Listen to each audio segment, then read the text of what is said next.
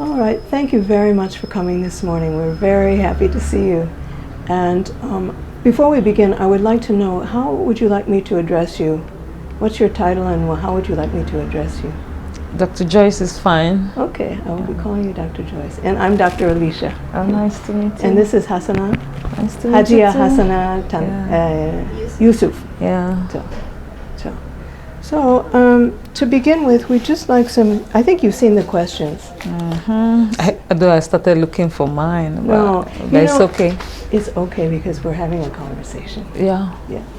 So just to begin, we'd like some information about your birth date and where you were born.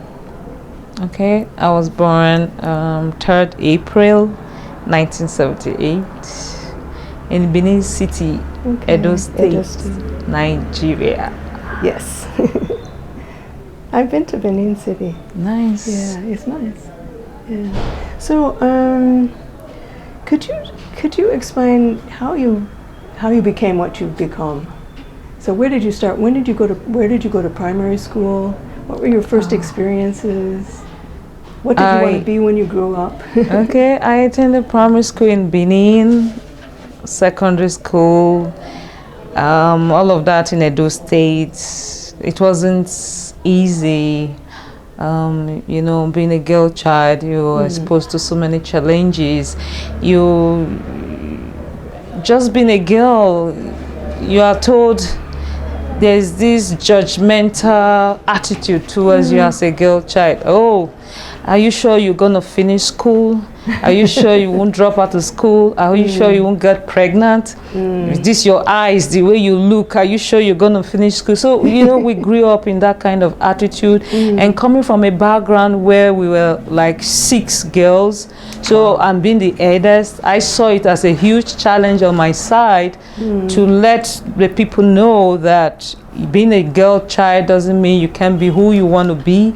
So that was always at the bottom of my mind. I wanted to correct that wrong impression that I could make it. Yeah. And that actually spurred me on, and today I'm what I am in the academia as a lecturer, and not just as a lecturer, as a postdoctoral fellow. Okay. Yeah.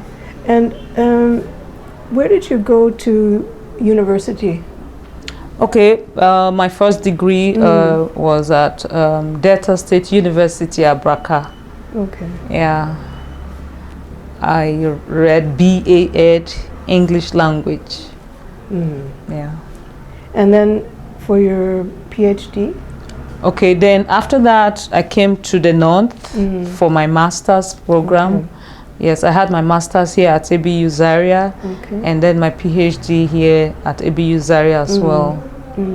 Both in the Department of English? English and Literary Studies. So what I'm just curious, what type of literature, English literature, interests you especially? Oh, I'm so much fascinated by environmental literature.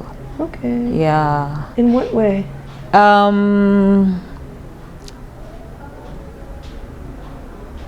Issues about the environment are critical issues in the world. Yeah, issues about the climate change, issues about displacement going on. These are critical concerns we are all concerned about, and so that drew me into literature, especially coming from where, I'm coming from, the Niger Delta region, from Edo State. The displacement going on as a result of the oil exploration, all of that drew me into environmental discourse, and then how it also affects women. Okay. That brings the whole my concern. When I read something about eco-feminism, I was wowed. So that brought me into. So, is there Nigerian literature that maybe some novels or short stories that discuss women's situation in relation to the environment? Sure. Yeah. Please, could you tell me? Yeah, I've read Kane Agari's Yellow, where she tells about the experiences of women in the Niger Delta region whose farmlands have been destroyed, and how this in turn also affects them as women and as a people, as a society, you know, and how some of these people are impoverished as a result of all of these. And beyond that, coming down to the northern Nigerian society, you can also find that in Zainab Akalik's work. I've actually explored eco-feminism, environmental issues in Zainab Akalik's The Stillborn. Okay. Yes, I've looked at The Stillborn. I've looked at Cobwebs. Okay. Yeah, by Zainab Akali. Okay. Yeah.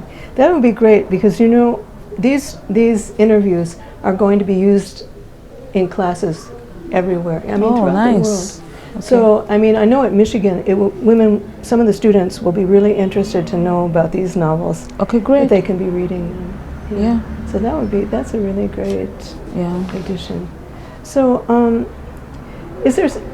just curious, because some of the other women that we've talked to, they wanted to do something else before they became what they became today. Yeah. So I'm just wondering, did you want to be something else, or you always wanted to be a university lecturer? No, I wanted to be a lawyer. Okay. But along the line, after I wrote the JAM, I was told I had like 225. I was told I wouldn't be offered the admission because I did not beat the cutoff mark. So I found myself into English education. Okay. Yeah. So after that, I came for my master's literature, and that's how the whole thing changed. And behold, I was told, no, with what you have, you're very qualified to be a lecturer. Yeah. You need to be in the academia. Yeah. And here I am. Everyone has their own path. Yeah. You know? Yeah. Sometimes it's always not direct. Yeah. But yeah, you find a way.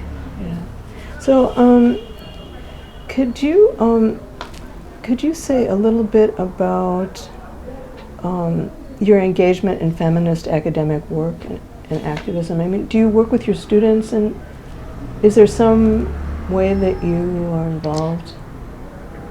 Okay, yeah. In a way, we teach feminist discourse or gender studies, and in the course of my teaching, some of my students do tell me, "Oh, ma, you are a feminist advocate." I tell them, I say yes, because from where I'm coming from and from what I've been exposed to through my research, to my readings and all of that, I let the girl child or the female students, or even the male as well, the male students know that how the girl child or the woman is being subjugated, oppressed by the society every day, every now and then, and what they could also do to help alleviate these issues in the society. So I let them know. I said, you are told this by teaching in class about feminism,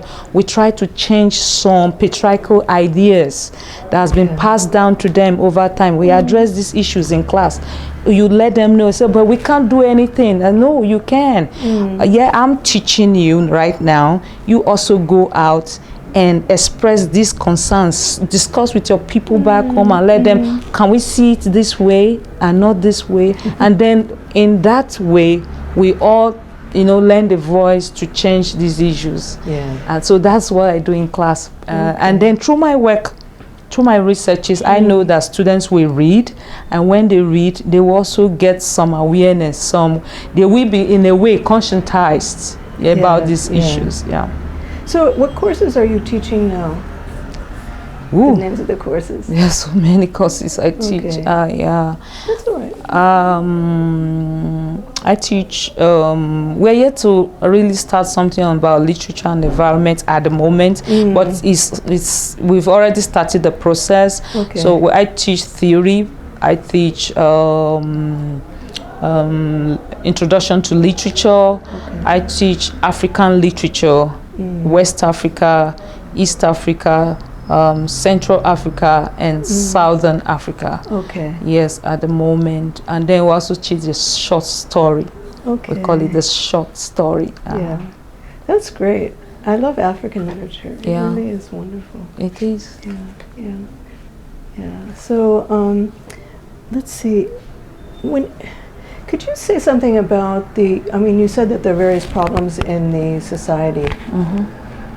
So you said? I didn't get that. There are various problems for women in the society. Could you be more explicit about what particular problems? I mean, when you're discussing with your students. Okay, you don't discuss outside the text. Okay. Probably you're treating a particular text. Okay. Let's pick, for example, Zen Abakali's The Stillborn. You get to realize that it captures issues about the girl child, struggling in an environment, in a surrounding that continuously suppresses your ambition as a girl. Okay. And in that light, you find a character who's wants to go to school. Along the line, there are other issues that crops up. Other issues such as suppression, probably from that text. She tells you the environment is suppressing. Probably the presence of the father makes her scared. She wants to be free. She wants to be who she wants to be, but the father keeps coming out to say, and I think the character is Lee, because continuously suppresses her, and you hear her saying, my environment, the environment in my father's house suppresses. Do you get that? Yeah. And then I think there's the language, there's the patriarchal language I get to understand among the characters, where, for instance, I think I will have to say this. There are these young men who went to the forest to cut down the trees, and then I love this part. Then when the young lady got there and they said, whoa, how long did it take you to cut down all these trees? And a character among the young men said, oh, it took like 5 days, which is enough to pay a bride price. Wow. And I underlined that. That's a great connection between the environment. Yeah. So I was weak. I said, wow. So felling trees for 5 days that's to tell you how these are the issues, to belittle or to debase the woman. So for 5 days cutting down trees enough to pay my bride price, that's worthless. Yeah. You're trying to say I'm not worth it. So these are the kind of discussions that go round, and round. And then for a woman who is not able to get married, you are seen like you're not really respected. So there are so many issues that affects the girl child in her environment. Then you keep struggling.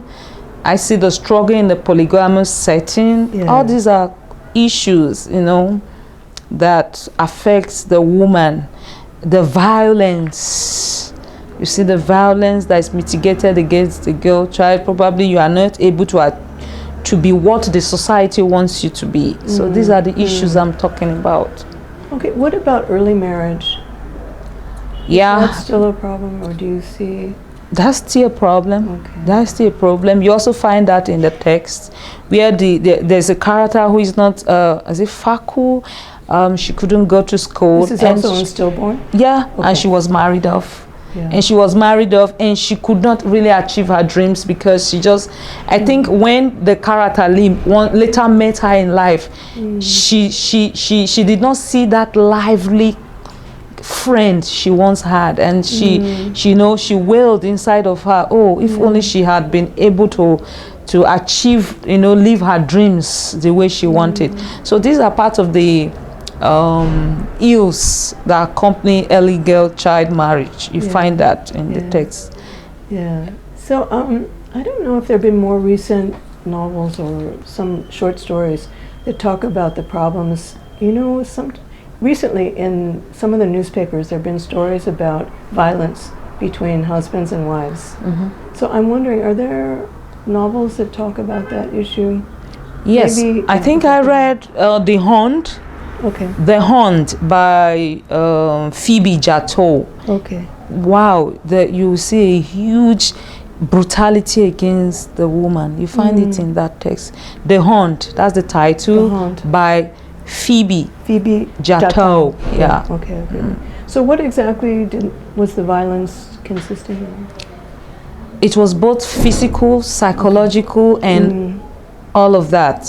She was brutalized. She kept being brutalized by the man, even in her pregnant situation. I think at a point she even lost the baby. Okay. She was hospitalized. But what an interesting part is that She opted out of the marriage Okay. to become who she wanted to be. I think that's the aspect I love about the Hound. Yeah, she opted out of the marriage and, you know, took the bulls by the horns to realize her dream. Yeah. After all the brutality. So then did she go back to, she went to school afterwards? Yes, she went to school. Okay. She went to school. Yeah. So, because, you know, in these articles that have been published, they're talking about maybe a woman will kill her husband, a young lady who is just desperate to. So the question is, why would somebody do that if they could get divorced?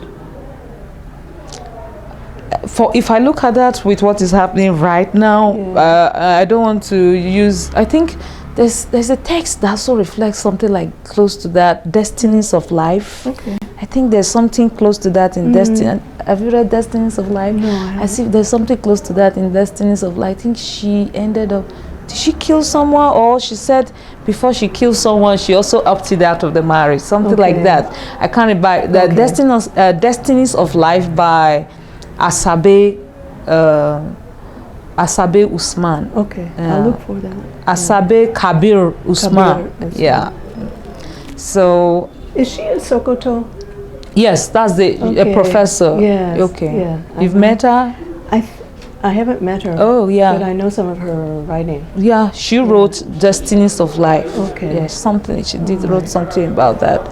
And with what is happening, this issue of killing of one's spouse or taking a life, I think that's the height, that's the peak you are pushed to. And I'm not in support of that either, but it's just horrible. It's something, I don't know, I don't just know. Yeah. You know, sometimes I think some of these cases, they're just at the spur of the moment. Something happens. Yes. And they just impetuously. Yes, and then you just realize, oh my God, what have I done? Or it's too late. It can't be undone. Yeah. Well, that's great. Those are really important issues for women, and they're depicted in literature. Yeah. So it's perfect. Yeah. So,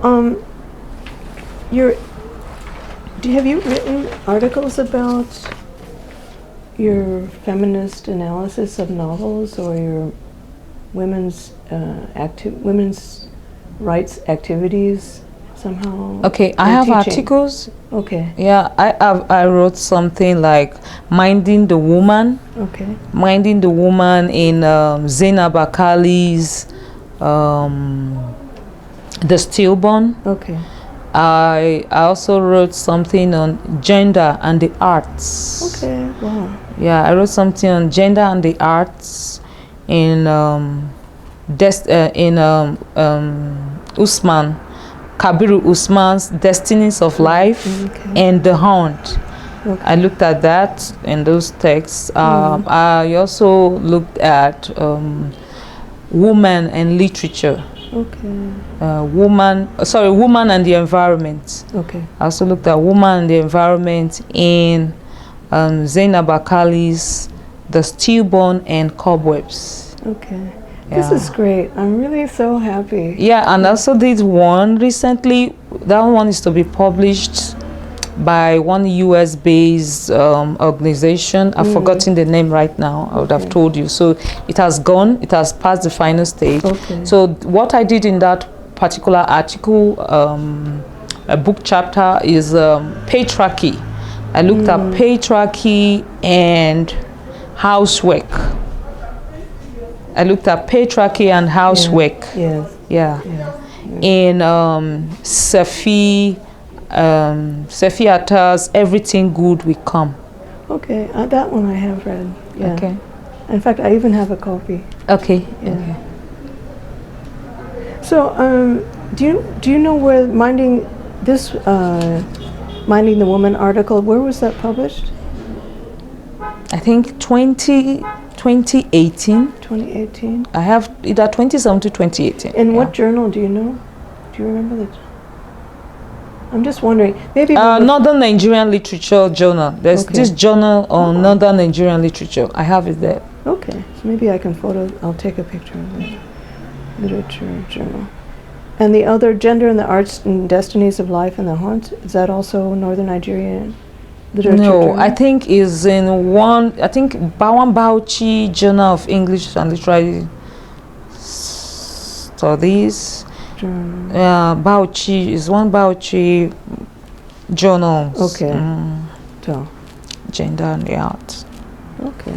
That's great. Yeah, so I'll write down some of the titles of these. And Yeah, try to get them before I can let you have them if I'll check whether I have them here. If you have them here, then I can photograph the pages, and then I'll check. You don't need to photocopy or anything. It's okay. All right. So, what's your understanding of the term feminism? You know, we've talked to different women, and there are different views or understandings. Anyway, across the globe, there are different understandings of that term. So I'm just wondering, what does it mean to you? What does that term mean to you? The moment you say anything feminism, you're just talking about women issues. That's what comes to people's mind.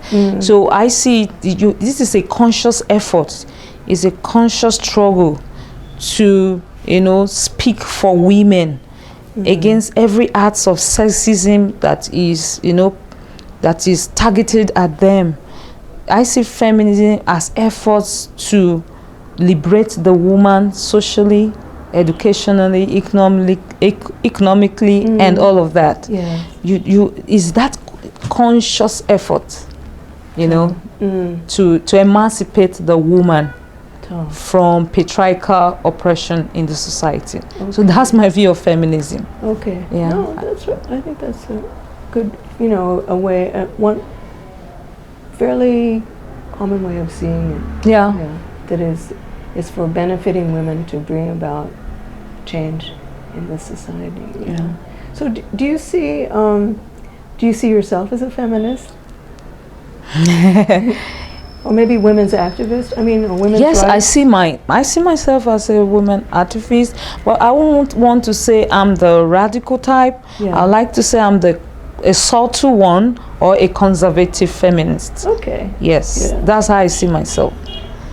So a conservative feminist, maybe they don't go out doing marching and... Thank you. I don't do all of that, but through my works, through the groups I belong to, or through the group I belong to, I lend a voice to issues affecting women. Okay, that's a great definition. So what groups do you belong to then? Okay, I think the one that stands out for a feminist organization is called Arise, O Nigerian Women. Okay. Arise, O Nigerian Women. Okay, and when did that organization start? I think like 2016 it's been on, but I actually joined last year, 2017 when I returned. Yeah, 2017. I joined 2017. And what's the program for Arise All? It's a national organization. Yeah, it has other. It's from what I see. It's also affiliated to other organizations abroad. Okay. Yeah. Then I think mainly what the group does is to support women, rural women. Okay. Yeah, to support rural women, to provide them with vocational skills. Okay. So what particularly are your activities involved with that organization?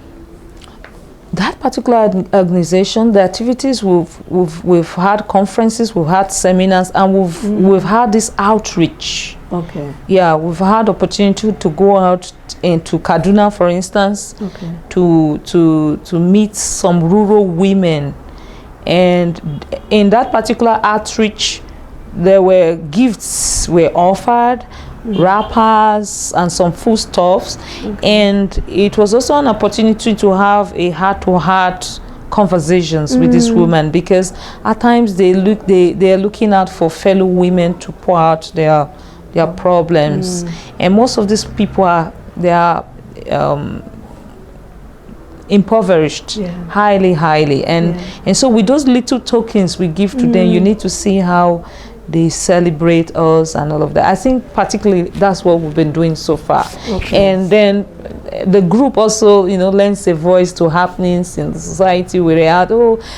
We look out for people as well who less privileged in the society. Yes. At times you see people just say, okay, yeah, I found this young man and I was able to help pay school fees and all of that. So that's just what the group is mainly doing. But they also have those they send abroad for conferences. Okay. So is this organization, this Arise on Nigerian Women, is it based in Abuja or where? Yes, the last symposium we had was in Abuja. Okay. So I think at the moment it's in Lagos, but we're trying to get a place, a secretariat in Abuja. Okay. So I don't know at the moment if that has been settled. Okay, but may move to Abuja. I'm just curious, what were when you were talking with some of these rural women in Kaduna State, what were the things that disturbed them or disturbed you when you heard them? For the one that I can still recall was about this woman who, she lamented how she is in a polygamous home and how she's been deprived by her husband. I think that was just her, she believed she was not getting, that she was into a relationship she never planned for, and that she was highly suppressed. She barely can feed even the children she has, and that she's still being made to have more children, and she really needed what to do to, so that was when we had to tell her, oh, there's a way out. You could go you could go see to the hospital and let them tell you what to do, the best contraceptive that could help, So she was so happy that she never knew. She was going to see a doctor. And I think someone amongst us volunteered to help follow up her issue, because she said she was tired of breeding children she won't be able to take care of. How many children did she have? As at that time, she had 7. Wow. And they still wanted. Yeah. And it was a polygamous marriage. It was a polygamous marriage. That meant the other wives or wives. Yeah. And they barely could feed. So she was so happy she even told us if we had wears with wrappers, old wrappers, anything that we should please bring for her, that she was just, she barely could help herself. No, it's not easy. It's not easy at all. So this organization, you think it'll continue then?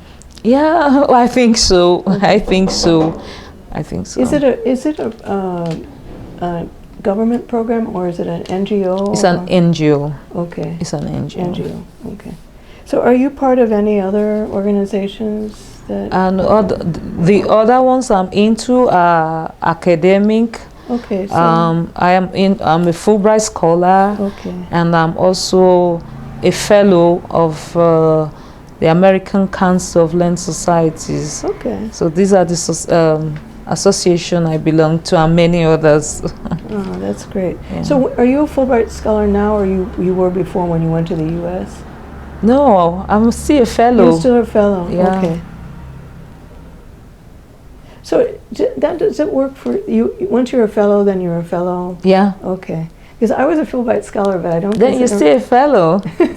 You're still a fellow because I'm still in touch with the embassy. Okay. And we are having a conference very soon in April 14th to 17th, and that will hold at Osun State. Okay. So it's a continuous.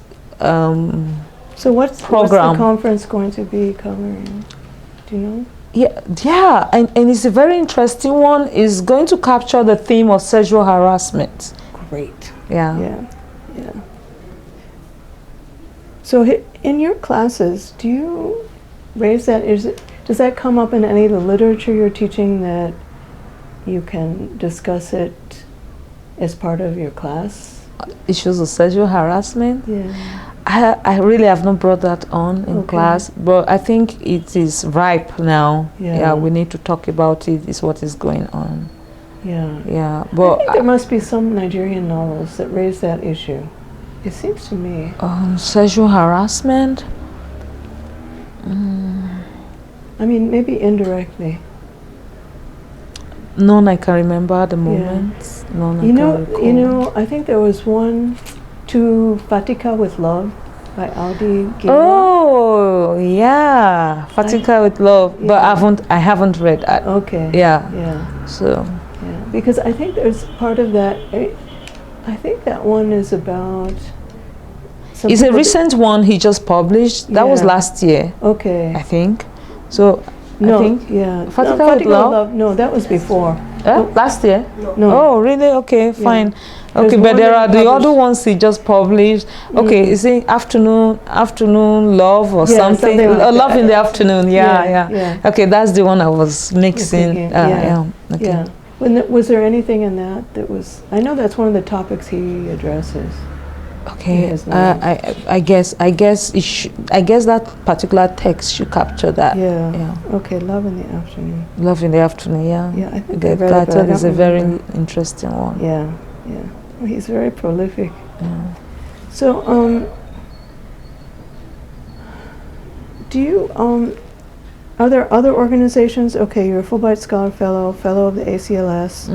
Any other organizations that you participate in?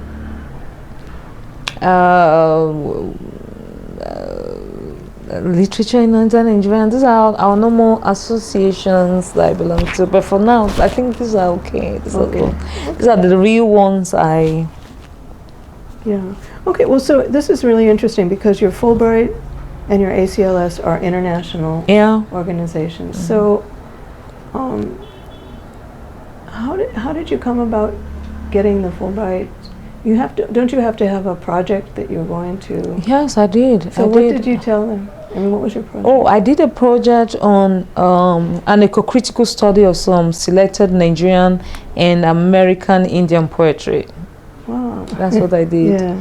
So it was a comparative study. Okay. I tried to see how issues affecting the environment here in Nigeria, how does it also affect people of the Native American region. I wanted to see how they differ and how they correlate or relate. Yeah. Okay. So, has it affected your own? Was doing this research for your Fulbright Scholarship, did that help you then continue on with your environmental eco-feminism? Yes, it did. A lot. In short, it opened me up to so many things I never knew about the environment. So, and I worked with a very good advisor who is well grounded in issues about the environment. Okay, so where was that? Idaho, Idaho in the U.S.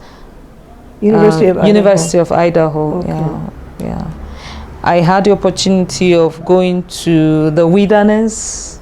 I had the wilderness experience. I was there like 8 days or so. Wow. Yes, cut off from everything technology, and you see life the way it is. You see nature. You commune with nature. You just discover you're part of nature.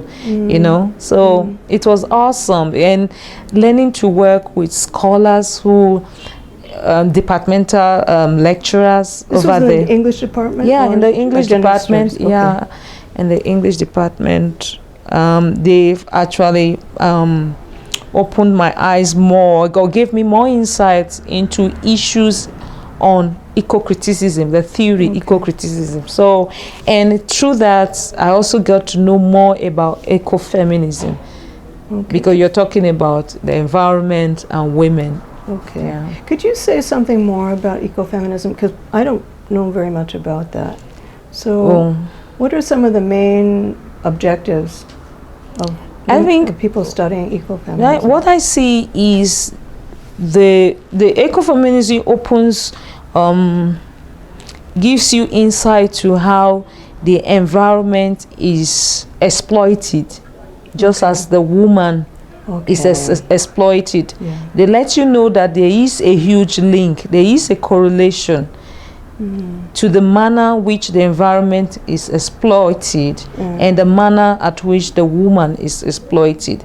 That is why you see the environment is feminized, and then the woman is naturalized, kind of.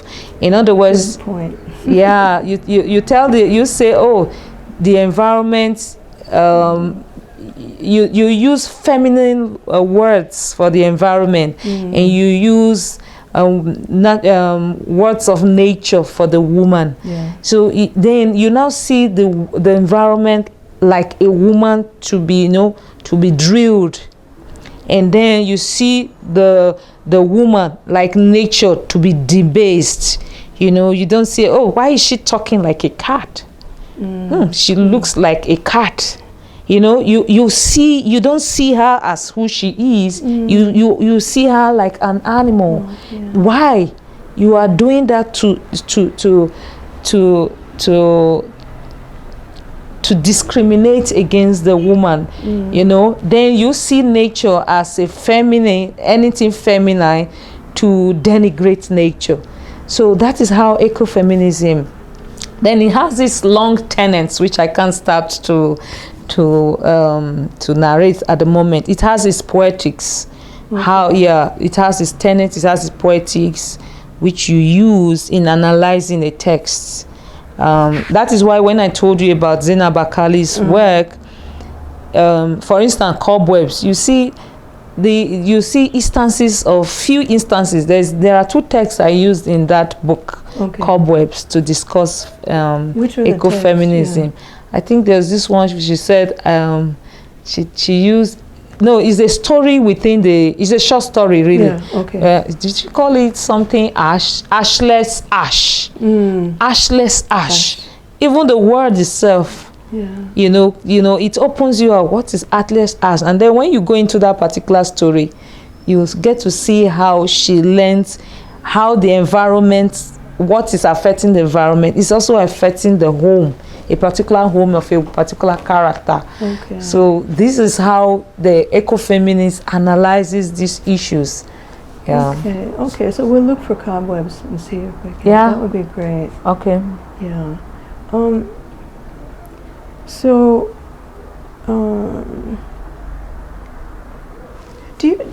Did you experience when you were in the U.S. for the Fulbright?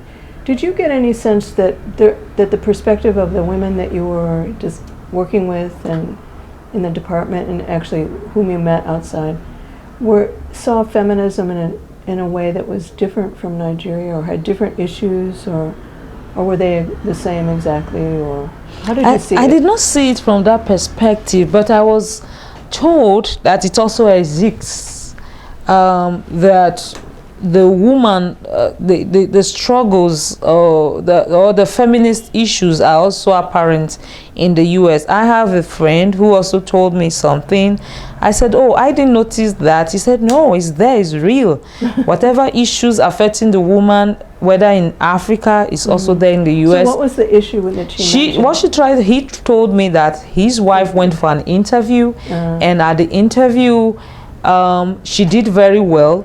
So she expected to get the job, but they gave a call to the husband asking him, did you give your wife the permission to come look for a job?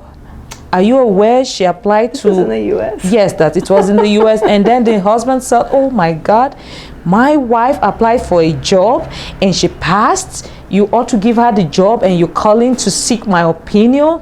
Oh my God, this is not happening in America. And then he put down the phone. Did she get the job? That he told her not to go for the job. That he was disappointed. But now she got a better job. Better job. So he told me that. I said, what? He said, yes, they called him to tell me, yeah, your wife did very well. Are you aware that she came for the interview? Do you consent to her? I said, what? Wow. You can see that. Yeah. Well, I mean, I think in some families, it's not even spoken. A woman won't go for a job necessarily, or she'll go for something. Yeah. Yeah. Well, I mean, you know, in some ways there's similarities in the sense that, at least before, it was men's responsibility to take care of the wife and children. The woman stayed in the house and took care of the family. Oh, So, you know, in some ways it's not dissimilar. But I think that's changed a lot. Yeah, but this happens. He told, I think that was 2017, Yeah, and he told wow. me that, so it's pretty recent. Yeah, that's a great example, Yeah, actually. Wow. Yeah, so any other experiences there that sort of startled you? No, not at all. I don't think I really have any I Yeah. can recall. Right. But I was really amazed that, you know, Yeah. I felt women had equal opportunities like the men. That's actually what not until he told me these other aspects. So I thought you were going to say that she thought she did very well in her interview, and then they offered it to somebody else who was junior to her, a man. That's what I thought you were going to say. no, rather they call the man That I can't. to, believe yeah, it. you know, should we allow your wife have this job, you know, that kind of thing. So it means she's also is not free. Yeah. You need to get the consent of your husband. So it's still patriarchal. Yeah. Anyway, I'm glad she got a better job. That nonsense. Okay, Yeah. okay, Yeah. okay. So, do you have any? Let's see how we're doing. Is there anything else that you can think of about this ecofeminism? Because I know that one of the women that's involved in this project is really interested. And I love what you were saying about the environment is feminized, women are naturalized. Do you remember, I don't know if you've seen this book, this was like the early, probably 1960s sometime, when the feminist movement was just beginning to be expanding. There was a book called Women Are Nature, Men Are Culture. Yeah, there are so many works on ecofeminism. Yeah. So I Can you think, this wasn't really ecofeminism, it was talking about specifically about ecofeminism, but it was raising that issue of that women are associated with the natural world and are secondary citizens, and men are associated with culture and they're higher. So that was the argument, and there were various chapters about giving examples of how that worked in different societies. I think this was an anthropology text. No, So I it have wouldn't- no, yeah. I have no But idea can about you- that. Rather, what I've come to realize is that the woman is even closer to nature by who she is, by her body, you know, the role she plays in the society. She's a mother, and being a mother, you nurture, and you still see that play out when she goes to the environment. She wants to nurture a plant. You see this huge connection. She's not really concerned about, oh yeah, going there to chop it off. Rather, she wants to nurture. By the reason of her nature, she's the center of nature itself. By being she carries the progeny, you know. Yeah. She carries in her womb. She nurtures in her womb, you know. But you can't say that of the man, really.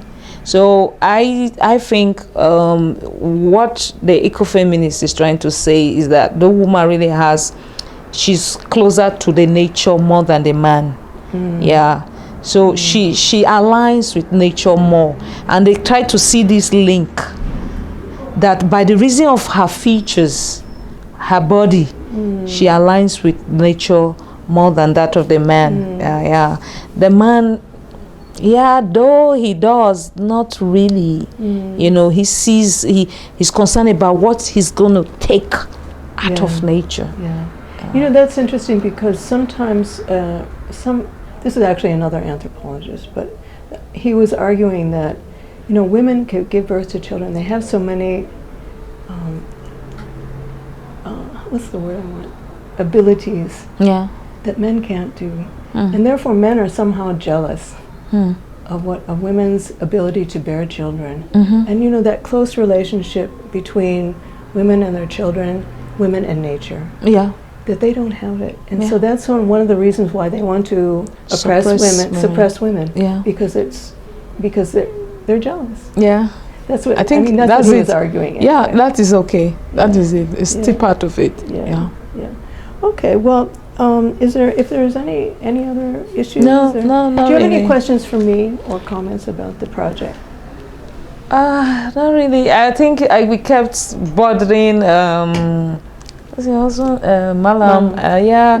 So what's it about? You know, someone just came and wants an interview. What's really all of this about? We wanted to be sure. I told him, I said, this is a grant. So what is it about really? And I said, it's something, from Michigan, and started explaining. I said, okay, fine. There was going to be this comparative something. I said, okay, fine. If that's it, let me just do my own. That's why I'm in the academia. So I think I have a friend, a colleague, who also said she was about that she's not comfortable or something. I said, for me, I'll go ahead with it. I just want to, you know, at least say probably I could also lend a voice. That's my calling. That's why I decided to go ahead with it. We really thank you, because that was it's so important to have different voices. We have a medical doctor. We have a lawyer. We have a secondary school administrator from Kano. Okay, one is from Abuja, one is from Kano, another is from Kano, the secondary school administrator. Then here at ABU, we have somebody in gender studies, and then now we have somebody in literature. So we have a really range. That's nice. Yeah, it'll be so interesting for students. And this will be on the web, so internationally, you'll be able to see yourself. So I really thank you. We really thank you for them from the Global Feminist Project for taking the time to speak with us. Thank you.